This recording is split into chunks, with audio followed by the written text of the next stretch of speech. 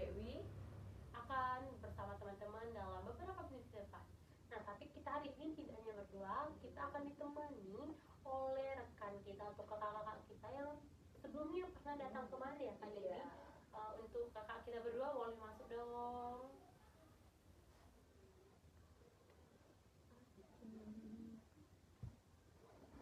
Nah, apa kabar nih kakak-kakak? Baik banget nih. Sebelumnya kita minta perkenalan dulu karena mungkin ada sobat sejarah yang belum kenal gitu. Untuk Kak Awa atau Kak Mala boleh dong. Dari aku dulu ya. Iya boleh. Oke, halo semua, kenalin aku Zahra Anissa Putri Bahtiar, lebih akrab dipanggil Awa. Aku dari Universitas Pendidikan Ganesha semester 3. Kenal semua. Hai Kak Awa. Halo. Hai semua, kenalin nama aku Sri Komasari, akrab dipanggil Mala. Aku dari Universitas Pendidikan Ganesha semester 3. Hai Kak Mala. Hai. Nah, sebelum kita masuk nih Kak ke topik pembahasan kita tentang isu multikulturalisme yang ada di Indonesia, kita mau nanya-nanya sedikit boleh nggak? Boleh. Kita mau nanya nih, apa sih kegiatan Kak Awa dan Kak Mala selain kuliah? Itu apakah menjadi mahasiswa kupu atau kura-kura nih, agar teman-teman tahu bisa termotivasi. Nah, kebetulan kita berdua nih ini ya, Organisasi yang ya, sama. kita tipikal mahasiswa yang kura-kura, kuliah rapat kerja rapat. Kita ikut organisasi PMM Alifma yang kebetulan minggu depan bakal ngadain acara sos bakti sosial. Tepatnya tanggal Hari Jumat, ya, hari Jumat, Sabtu dan Minggu. Kak Awa, Kak Mala ikut organisasi dan juga perkuliahan. Apakah tugas-tugas perkuliahannya tidak terganggu gitu Kak? Karena teman-teman ada yang tidak bisa memanage waktu antara organisasi dengan perkuliahan. Benar.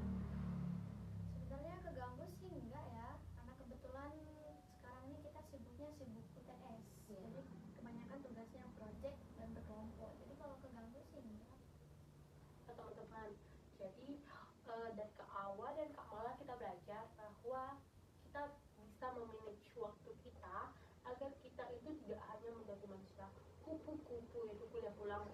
Nanti kita masa ada pertanyaan 4 tahun sama persen ngapain aja, nggak ngapa-ngapain, nggak ada sedikit pun ide atau gagasan atau teman-teman baru yang kita dapetin selain di kelas kita. Nah, Kak Awa dan Kak Mala, hari ini kita kan membahas tentang isu multikulturalisme yang ada di Indonesia.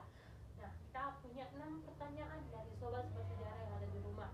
Nah, kita akan membagi menjadi 3. Jadi Kak Awa kita tanya 3 pertanyaan dan Kak Mala kita bagi menjadi 3 pertanyaan.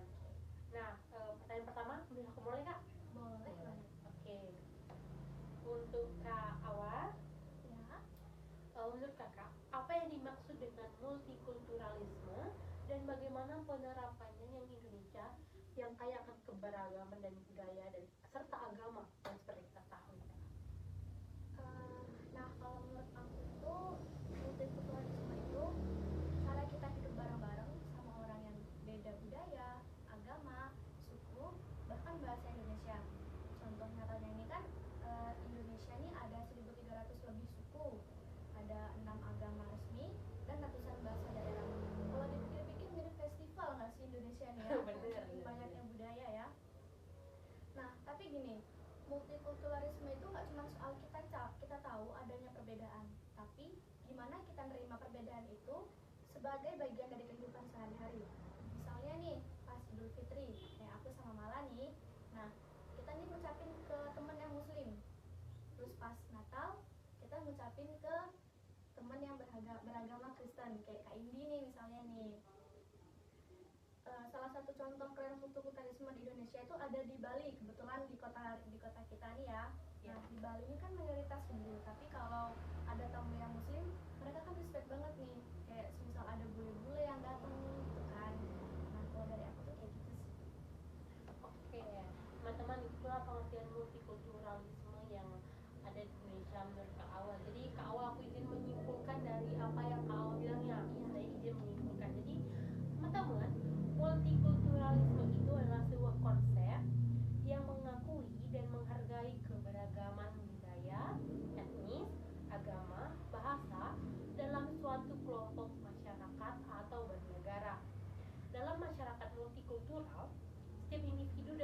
kelompok memiliki hak yang sama untuk mempertahankan identitas mereka, baik budaya, ras maupun agama. Namun diharapkan untuk hidup berdampingan secara damai dan saling menghormati. Seperti kita nih berempat nih, dari Kak Dewi beragama Hindu, Kak Awa dan Kak Mala beragama Islam, dan saya Lydia beragama Kristen. Nah, tadi Indonesia seperti yang Kak Awa bilang, Indonesia terdiri dari ribuan pulau, suku bangsa. Itu adalah contoh nyata dari multikulturalisme yang ada di Indonesia. Jadi negara mana sih yang punya suku, ras sebanyak kita di Indonesia? Nah, dan itu adalah salah satu kelebihan yang ada di Indonesia. Oke. Oke deh, selanjutnya nih pertanyaan buat Kak Mala. Nah, pertanyaan ini tuh bagaimana sih pentingnya toleransi itu antar agama dalam menciptakan harmoni dalam masyarakat yang banyak beragam agama kan? Nah, gimana sih caranya Kak? Boleh dijelasin sedikit? Nah, toleransi antara agama itu sederhananya adalah kemampuan kita untuk saling menghormati keyakinan dengan cara beribadah orang lain. Kenapa itu penting? Karena Indonesia, kita hidup di tengah masyarakat yang sangat beragam. Bayangkan, ada 6 negara yang diakui secara resmi, belum lagi tradisi, kepercayaan lokal yang hidup berdampingan.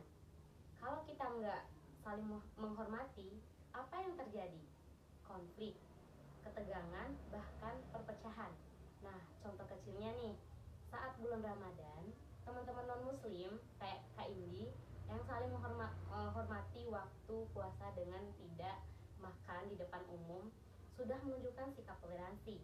Atau sebaiknya, saat Natal, umat beragama lain ikut mengucapkan selamat tanpa harus merasa terancam. Nah, hal-hal kecil ini bikin hidup jadi harmonis. Oke, berarti bisa nih saya simpulkan ya Kak. Nah, berarti pentingnya toleransi antar agama dalam masyarakat beragam itu merupakan fondasi utama dalam membangun masyarakat yang harmonis dan damai. Nah, khususnya di negara seperti Indonesia ini kan banyak banget nih, bahkan beragam agama yang kita temui. Nah, selain itu juga dengan cara saling menghormati, terus menghargai dan menerima perbedaan keyakinan. Seperti itu ya. Mungkin soal selanjutnya bisa dilanjutkan Kak. Oke Kak Awa, pertanyaan selanjutnya. Apakah tantangan terbesar yang dihadapi masyarakat dalam mempraktikkan toleransi antar agama? Mungkin bisa ada contoh, berbagi contoh nyata di kehidupan sehari-hari kita Kak Awa. Boleh. Nah, jadi gini, bayangin ya, toleransi antar agama, kayak kita tuh ngejalanin hidup di komplek yang warganya berbeda-beda. Ada yang suka olahraga, ada yang suka ngedrakor, ada yang juga setiap hari tuh rajin nyiram tanaman gitu. Nah, tantangannya tuh kadang orang itu suka lupa, kita tuh suka lupa kalau kita menjadi individu yang paling benar. Tuh. Kadang nih contoh kecilnya, kita suka ngejudge teman. Misal nih ada teman-teman G-pop di kelas yang bawa bekal makanan khas agamanya, terus nggak sengaja nih kita ledekin, ih itu halal nggak sih? Nah, kadang kan kita nggak sadar tuh kita bercanda kayak gitu kan sama teman. Padahal tuh nggak ada salahnya kan kalau kita beda makanan terus kita memperkenalkan makanan khas daerah kita. Ya meskipun itu konteksnya cuma bercanda, tapi kan kita kan nggak tahu tuh gimana perasaan orang tersebut kan. Toh yang paling penting kan kita nggak makan temen, kita kan makan makanan khas daerah. Itu sih kalau dari aku contoh simpelnya ya. Oke, izin menyimpulkan kembali Kak Awa ya. Oke, salah satu tantangan terbesar kita itu adalah polarisasi akibat pengaruh media. Nah, media ini paling berpengaruh dalam tantangan toleransi. Seperti yang kita ketahui di komentar-komentar itu banyak sekali menghakimi agama orang lain, suku orang lain. Kalau orang kalian seperti orang berkulit hitam, ih jelek banget kamu, kayak beruk, kayak monyet lah. Jadi itu adalah hal yang tidak lazim untuk kita ucapkan teman-teman. Beragama juga seperti itu. Kenapa agama itu menjadi salah satu yang harus paling kita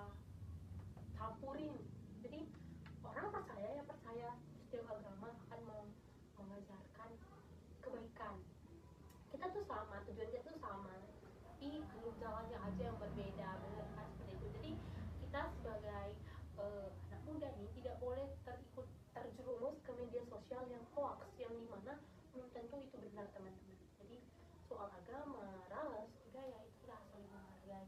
Dimana sih ada orang yang pengen nentuin di mana tempat tinggalnya, dari mana dia lahir, itu sudah memiliki porsi tersendiri dari yang kuasa, teman-teman. Jadi untuk Kak Dewi, pertanyaan selanjutnya dong Kak Dewi. Oke, pertanyaan selanjutnya nih buat Kak Mala. Nah, menurut kakak nih, bagaimana cara menjaga dan memperkuat hubungan antar umat beragama dalam kehidupan sehari-hari, terutama di lingkungan yang beragam? Nah, yang pertama nih, penting banget buat bangun komunikasi yang baik. Ngobrol santai dengan tetangga yang beda agama, saling mengenal, dan mengerti perbedaan itu kunci banget. Terus, hargai tradisi dan ibadah orang lain. Misalnya, nggak ganggu saat mereka lagi ibadah, atau saling ucap selamat saat hari besar atau agama mereka. Ikut kegiatan bareng, kayak gotong royong atau acara sosial, juga bisa jadi cara untuk mempererat hubungan. Dan yang gak kalah penting, jangan mudah terpengaruh hoax atau berita yang bisa memecah belahkan kita. Oke, berarti banyak banget nih ya. Nah, bisa saya simpulkan kan Kak? Nah, berarti yang paling penting itu adalah meningkatkan komunikasi, setelah itu interaksi antar agama kan, terus menghormati perbedaan keyakinan, terus mencegah penyebar informasi yang tidak hoax atau tidak salah, yang salah atau hoax. Setelah itu ada pendidikan tentang toleransi, itu sangat penting ya Kak ya. Dan itu juga ada peran pemerintah dan tokoh agama yang mungkin bisa jadi panutan bagi kita. Oke, bisa lanjut Kak. Oke, untuk Kak Awan nih, apa sih pesan yang ingin Kak Awan sampaikan kepada generasi muda mengenai pentingnya hidup dalam kerukunan antar umat beragama di dunia yang semakin global ini, terutama untuk anak muda Indonesia? Oke, jadi gini ya, buat generasi kita, karena kita kan generasi muda nih. Nah, kerukunan antar umat beragama itu penting banget. Kenapa? Karena kita ini hidup di dunia yang udah makin global banget. Semua orang dari berbagai belahan dunia bisa terhubung lewat teknologi, ngobrol, bahkan kerja bareng, meskipun beda agama dan beda ras. Nah, yang harus kita ingat sebagai generasi muda ini, kita tuh hidup di dunia yang penuh dengan perbedaan. Itu bukan hal-hal yang harus kita takutin, malah sebaliknya, itu adalah sebuah kesempatan buat kita belajar dan menghargai satu sama lain. Jadi, buat kita semua, terutama generasi muda ini yang penuh dengan aktivitas, mari kita jaga sikap terbuka dan inklusif. Kita gak bakal berkembang kalau cuma hidup di zona nyaman kita, yang cuma kenalin kita sama orang-orang yang sepaham sama kita aja. Tapi kalau kita bisa bersatu meskipun kita beda, itu yang bikin kita jadi lebih kuat dan berdaya sebagai satu bangsa. Itu kalau dari aku kayak gini. Oke, untuk masa depan bangsa ada di tangan kalian atau tangan kita, anak muda, teman-teman. Dimana Indonesia akan mencapai Indonesia emasnya pada tahun 2045.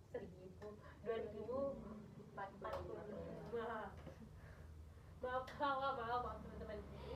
Di era globalisasi ini, dunia semakin terhubung dan beragaman menjadi hal yang lumrah. Jadi sebagai generasi muda, kalian adalah penerus bangsa dan pemimpin di masa depan. Indonesia, negara kita tercinta, adalah rumah bagi keberagaman suku, budaya, agama. Keberagaman ini adalah kekuatan, bukan kelemahan. Ini adalah satu kebanggaan, bukan aib atau perusak dalam kebinekaan.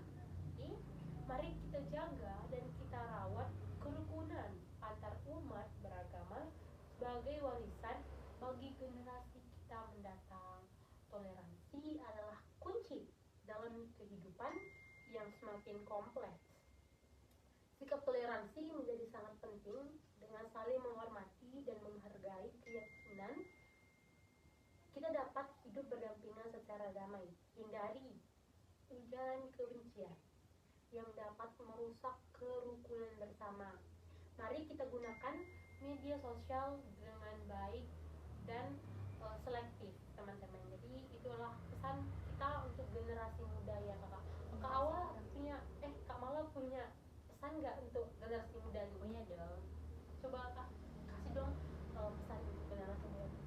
Jadi pesan aku, jadilah agen perdamaian.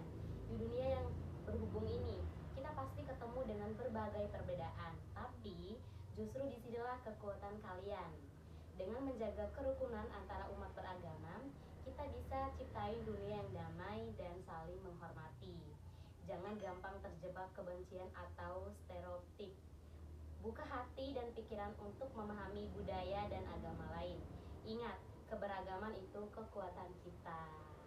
Benar teman-teman, jangan lupa gunakan media sosial mulut dengan baik, dan sebagai orang berpendidikan kita harus bisa memilih dan memilah kata yang baik dan tidak baik yang kita ujarkan kepada setiap orang. Untuk pertanyaan selanjutnya saya pertahan nih Kak Dewi. Oke, pertanyaan terakhir nih ya. Nah, apa sih dampak negatif yang dapat timbul apabila toleransi antar agama tidak dijaga di dalam kehidupan masyarakat? Nah, yang pertama, bisa terjadi konflik sosial, ketegangan antara agama yang bisa berujung kerusuhan atau kekerasan. Masyarakat jadi terpecah dan sulit bersatu karena ada rasa curiga antara kelompok. Selain itu, diskriminasi bisa meningkat, membuat kelompok tentu merasa terpinggirkan. Yang lebih parah, kalau intoleransi dibiarkan bisa muncul radikasi, bahkan kekerasan atau nama agama. Semua itu tentu akan menghambat pembangunan sosial dan ekonomi kita.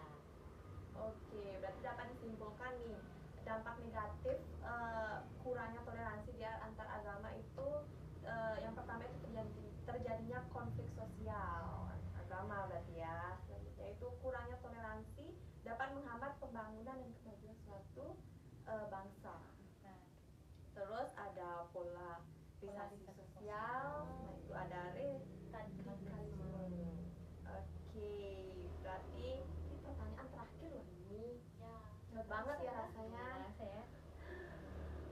Oke teman-teman, jadi itu adalah isu-isu multikulturalisme yang ada di Indonesia. Oke teman-teman, itu aja dari kita hari ini. Kita bertemu di acara podcast Bincang-Bincang Sejarah selanjutnya, dan bye-bye.